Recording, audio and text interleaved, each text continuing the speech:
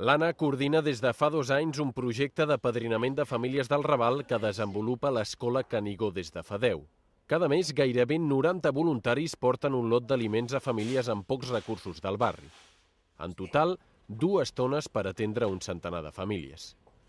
També els hi aconsegueixen mobles, roba o electrodomèstics i els ajuden a trobar feina o a pintar casa seva, de manera que progressivament poden aprofundir en les seves problemàtiques. Se't van obrint, et van explicant quina és la seva problemàtica, què és el que els hi passa, es mira també no solament d'ajudar-los amb el tema de portar-los uns aliments o uns productes de neteja, sinó quines són les seves problemàtiques assistencials, de feina, d'enfermetat, les seves necessitats inclús de formació humana. Avui l'Anna visita la Rosa, una dona de 86 anys que pateix obesitat mòrbida, el que li provoca problemes de mobilitat.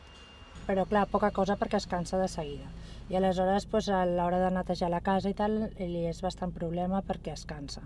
I nosaltres li vam proporcionar una senyora que li va netejar un cop cada 15 dies i li ajuda una miqueta a les tasques de la casa.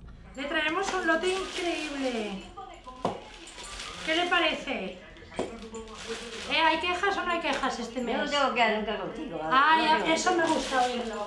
Des de fa 8 anys, la Rosa acull a casa seva un home que dormia al carrer i que ara li fa companyia.